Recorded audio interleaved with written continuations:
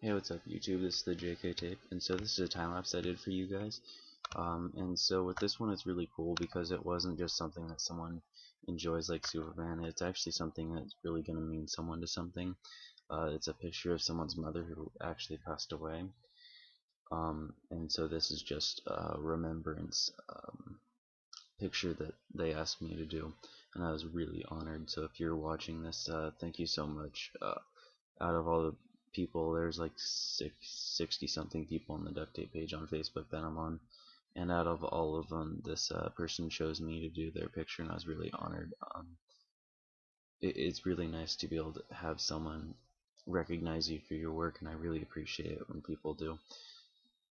And it it, it just it astonishes me that I was actually chosen by her, and so I'm really glad that for that. And so I had a lot of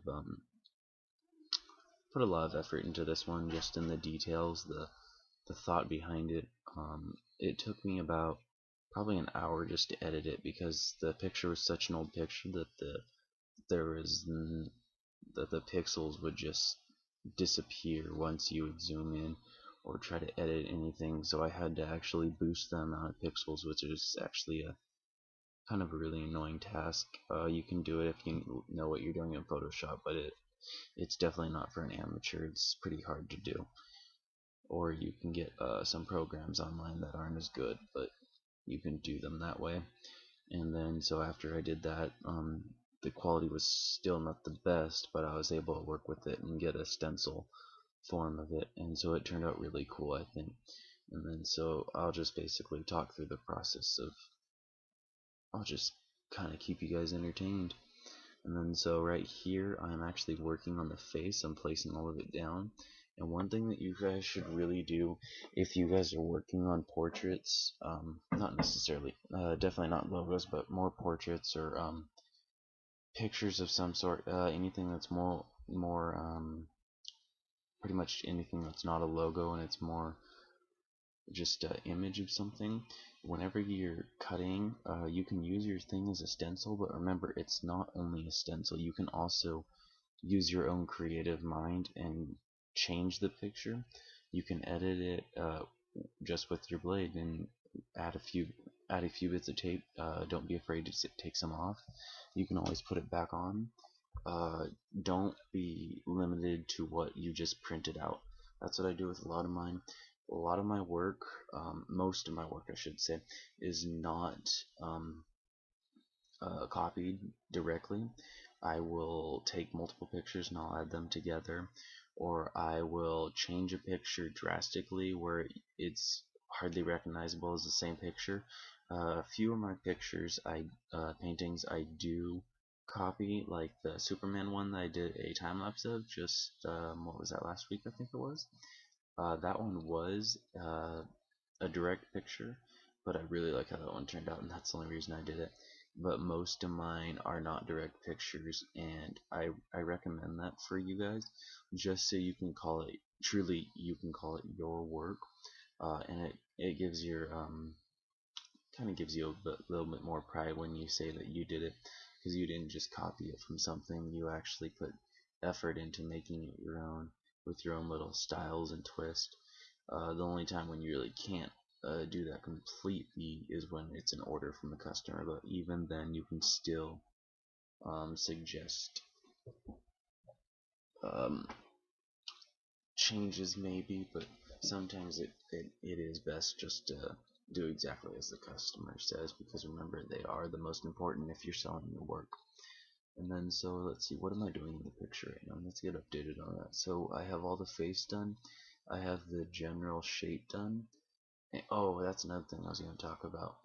Um, Formal shape analysis. That's the $5 art word of the day. And so that's what I had to do for this picture. So this, like I was mentioning earlier, this picture was not the greatest quality, uh, but it was really cool. I really liked the picture in the first place. It really gave the lady a glow to her happiness that she clearly has in this picture. And so I took the general shapes of all of her, and so you can see me right now working, and so that hand I had to completely make up on my own. In the picture you couldn't clearly see what was happening with all the individual fingers, so I actually had to make that hand on my own, creating all the detail. Along with the face, you couldn't see the detail in the face, and so I had to do a formal shape analysis, which is just getting the general shape of everything. So the torso, the actual shape of the head, the shape of the hands, and the shape of the legs I had to get, and then I added all my own detail in there on the computer, and then I printed all that out. And so I didn't just take this picture and change it to a stencil. I actually put a lot of work into trying to get all the detail. It took a lot of time thinking about, especially how to do this hand right here, the one that I'm working on in the picture, in the video. This hand probably took, off camera I actually worked on it a bunch because I just could not get it. I was getting really frustrated with it because the way that the hand was in the picture, it's kind of bent towards you, and so you can't see what's happening because it's covered by a dark shadow. But I really like how it turned out.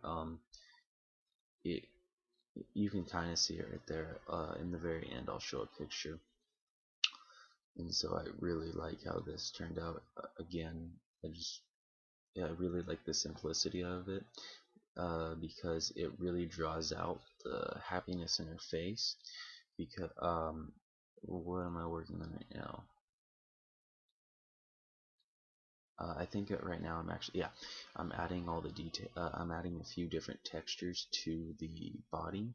So I'm adding a lot of textures to the pants, and then I'll add a few different uh, not wrinkle lines, but fold over lines from the shirt. And so the video is actually coming to an end pretty soon. So thank you guys for watching so much. If you guys are not a subscriber, if you guys could hit the subscription button if you guys enjoyed this. If you are a subscriber, thank you so much for coming back again. And everyone can give it a like, and I really appreciate it. And so I'm putting on my logo on the final product. And so here's a picture of what I finished. So thank you guys for watching, and here's a little blooper when I was filming it. It was pretty funny. So where should I put highlights? Oops.